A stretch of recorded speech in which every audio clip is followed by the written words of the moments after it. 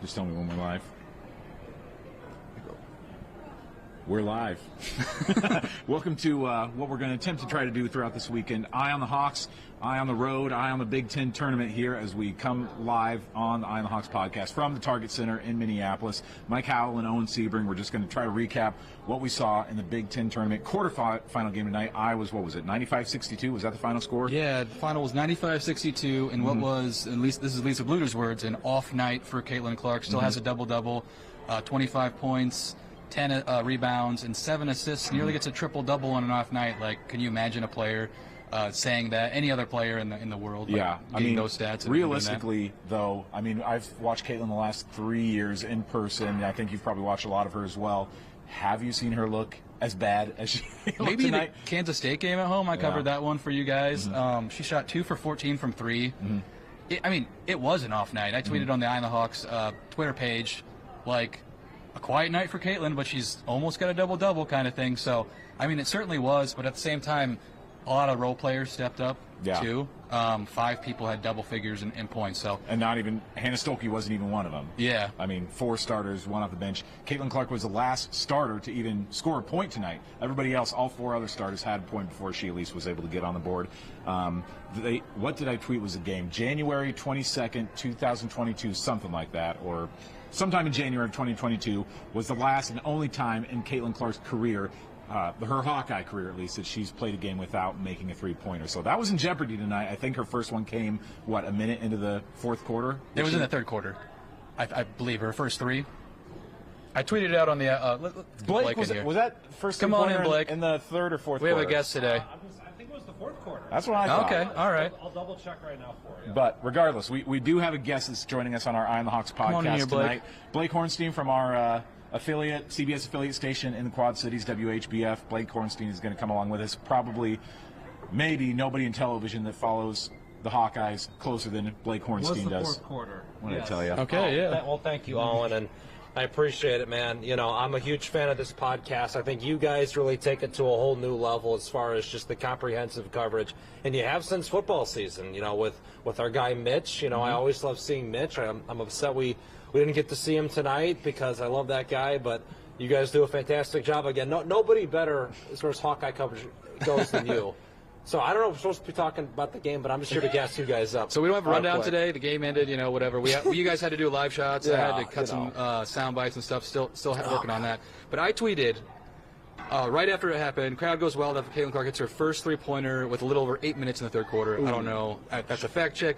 But I remember, like, the moment, because she did that little Jordan tongue-out thing, too, and kind of riled the crowd up, kind of a sarcastic celebration since, you know, she missed her first 11 threes. I think someone in the press conference was like, "Hey, Lisa, have you ever seen Caitlin miss 11 threes in a row?" And she's like, "Never, even in practice." That's crazy. It got to a point where it seemed like she was just getting through some frustrations. By the third quarter, when the game was already out of hand, she was just like kind of jacking one up one after another just to see if she could eventually see one fall through. It seems like going into the semifinal round, she just needed to see one fall before they go into their next game. Right, and by the way, not to change subjects here, but I've been pushing this Gabby Marchell agenda, as the rest of the internet has, and the fact that Gabby... Did you start it?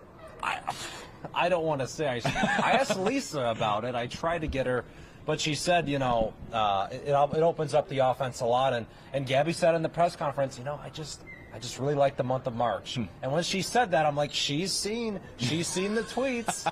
She's seen them. Speaking of tweets and memes to be seen, I asked Sita Falter after the game, too, if she had seen the meme going around of the Michael Jordan meme of, and then I took that personally. She said she's not on Twitter, but she did have one of the student managers that showed her that meme, and she was like, yeah, kind of. So I said to her, where did that come from? Yeah, I was like, I know that she gives all the right sound bites about not taking it personally, about not caring about individual awards, things like that, but not getting Sixth Player of the Year. I think that she at least came out tonight and wanted to at least show, like, all right, I can do something too, even as a starter.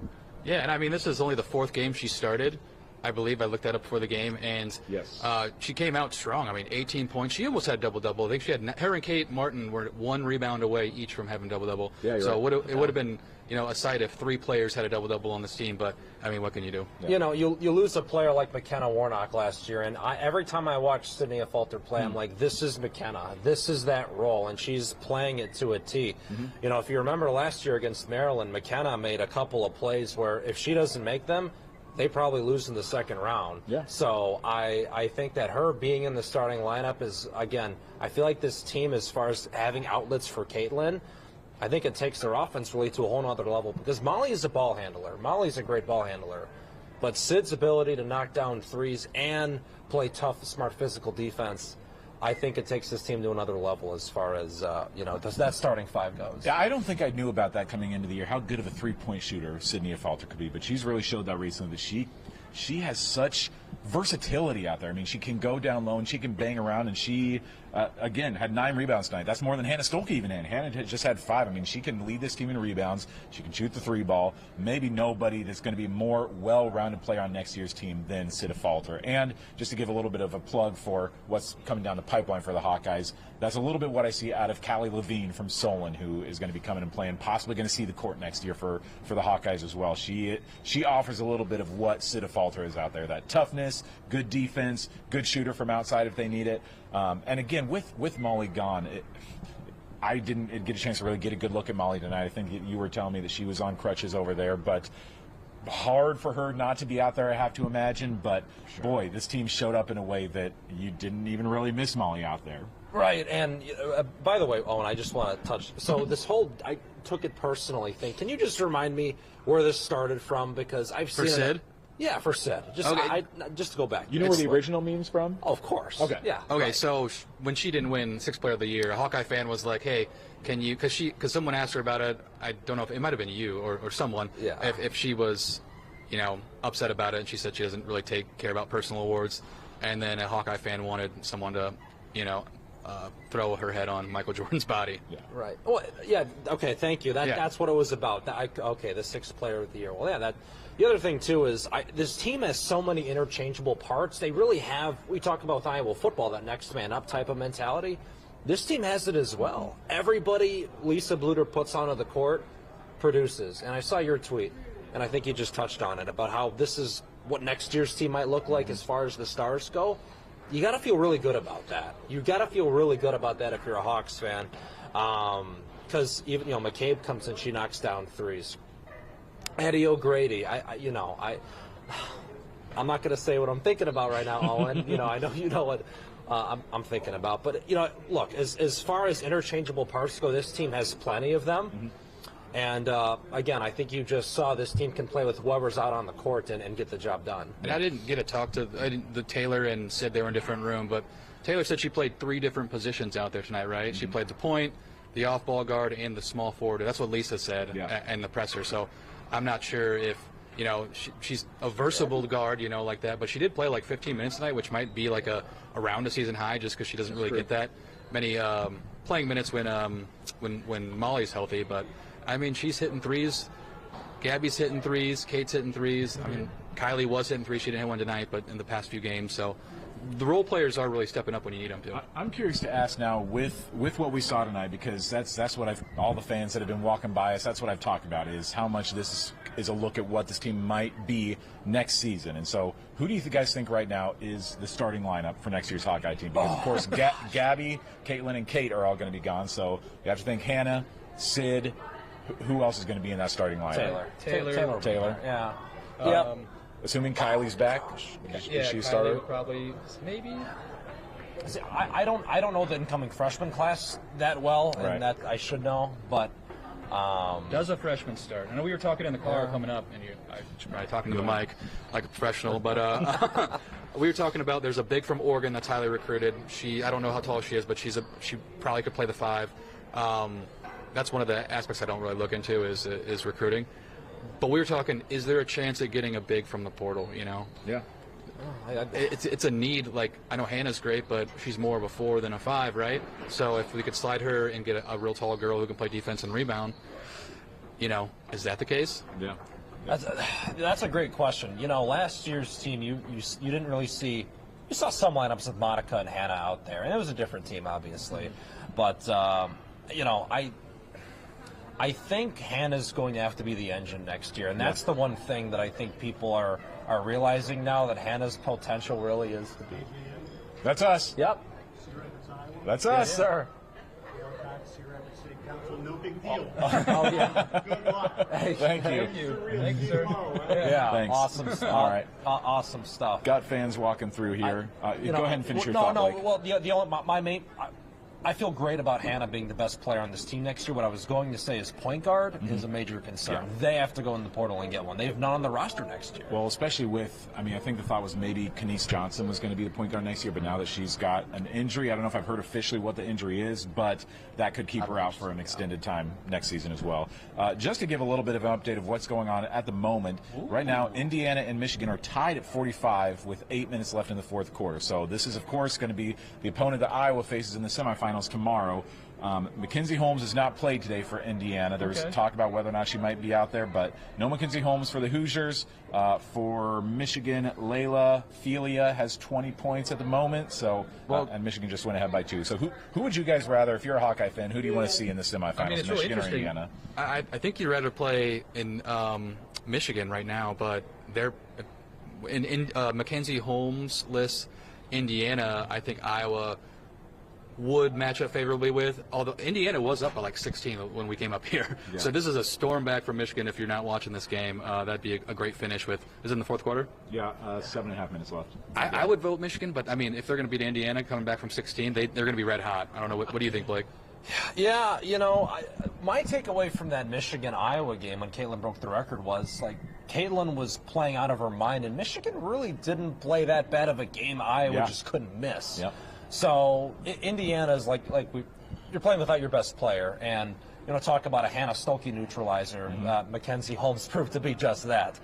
But no, I think Iowa likes their chances against either team. I think when Ohio State was the 1 seed, but I think if Iowa played them even, they would feel pretty great after the game we saw on Sunday. Yeah. I just don't see.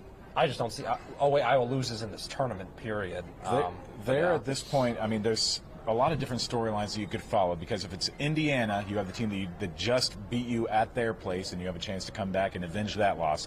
Michigan, that's a team that Caitlin Clark always just annihilates. I think she averages something like 35, 36 points a game for her career against the Wolverines. So do you like that Michigan game? Because Michigan then comes out maybe a little bit more hungry, knowing that they could be the one to end Caitlin Clark's career in the Big Ten tournament, at least. On the opposite side of the bracket, kind of the same thing, where it's like, Iowa just lost to Nebraska, so they maybe come out a little bit more favorably against them. But then there's Maryland, who Iowa just beat at their place this year. So potential storylines across the board. Yeah, and two other things to note. Michigan and Maryland are kind of on the bubble. I think they're on the right side of the bubble right now.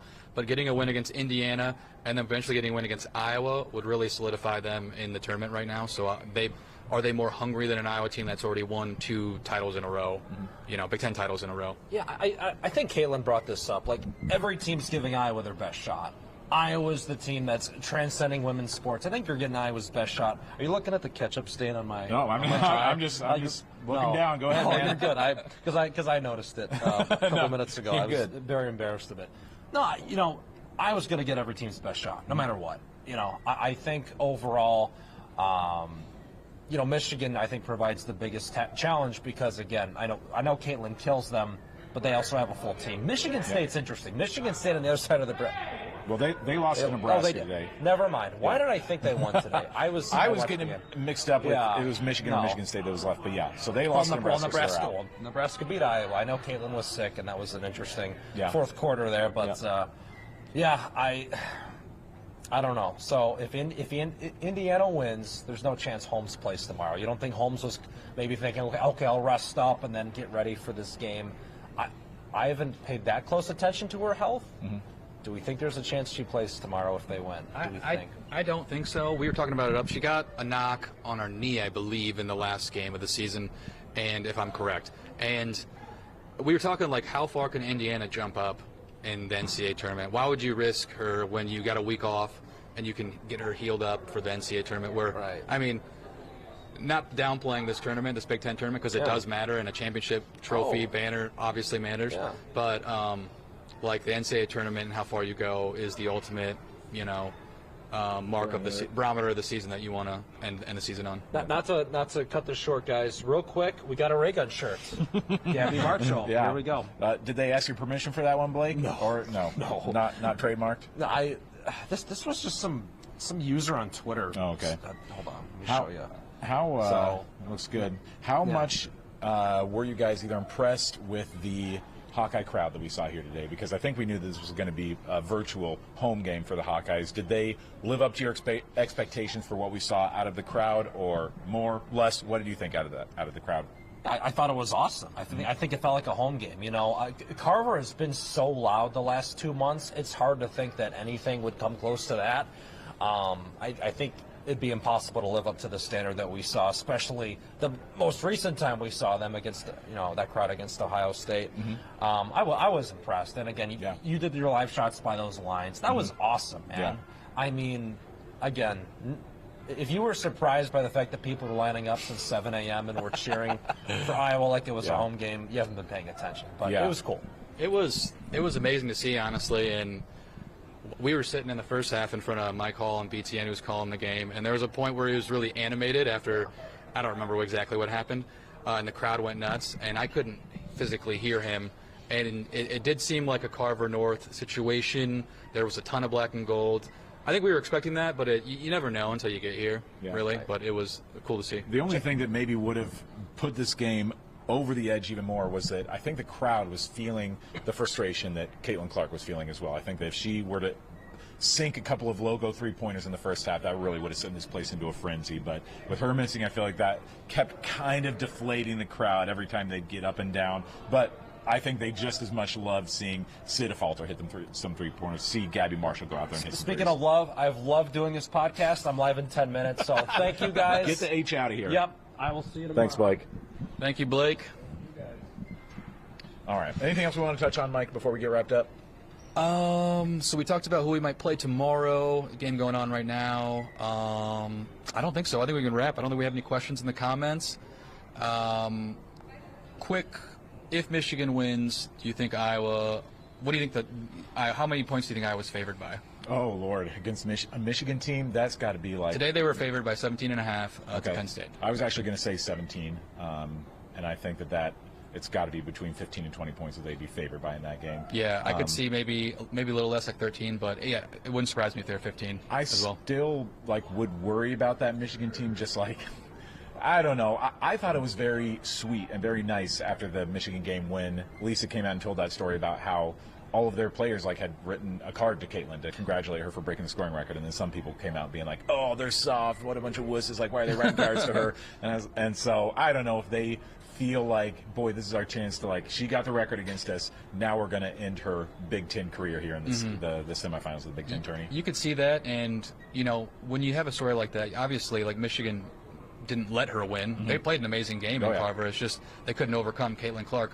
I think it's different when the competitive edge on the court, and then when you can take it and separate it and acknowledge what she's done to women's sports in general and how they're all fighting for the same goal. So, take those tweets and shove them, really. But this will be, if Michigan does win, will be an interesting game for one. I don't know if you favor Indiana, though. I mean, I think I would if they're missing their big post. I'd rather see them. And if it's Indiana, they play tomorrow. Iowa's still, I think, 8 or 9 point favorite or something. You think? Yeah. No, yeah, around then, yeah. Yeah. At the moment, just under 5 minutes left in the game. Michigan has a 53-50 lead on Indiana. So, still, this one's going down to the wire more than any other game. I mean, no game has really been that competitive today. Maryland just housed Ohio State. Nebraska only won by 12, but that game felt like it was out of hand for the most part. Iowa game never felt competitive, really, all that close. I mean, Penn State got it down to maybe 10, 12 points there at one point, but that was about it. They outscored them at one point in the third quarter. They were outscored them 15-8, and they were still up by 9 or 10 or whatever it was. And then that's when I think Caitlin and company just kind of started hitting some shots and okay, we're not going to let this get any closer. Yeah. The one interesting thing, though, if this game is close and it goes into overtime, if they play a late game tonight and they have to play at 3:30 tomorrow, it might affect them. Who knows, though, really. But, Lisa has said the past few press conferences that this tournament, the consolidation of it, the start times, does concern her. I mean, even more so for a team who plans to play at 8, 8:30, and they get done at like 10, to come around and play in 12 hours, a little more than like 15 hours, and then if they would win again, they have to play at 10 in the morning effectively, since daylight saving time is tomorrow. That could come into play tomorrow with the legs. Again, they're still 20-year-olds, so I'm sure they're going to recover quickly. Yeah, I've got our producer calling in here right now, and so we'll probably get things wrapped up now. But we're still going to try to do these live podcasts after each Big Ten tournament game, so you can join us again tomorrow. I was going to play either Michigan or Indiana at 3:30ish. Is that 3:30ish? Yeah. Unless the first game goes into overtime, we'll get pushed back. But it's one of those. So so we'll see you again tomorrow night at maybe between 6:30, 7, something. She's calling like that. me now too. Okay. So we're gonna wrap up. We got news to go. So make sure you join us then. Thanks for joining us on Eye on the Hawks, and check us out on Iowa's News Now as we go live here at the Target Center throughout the weekend. Thanks for joining us. We're done.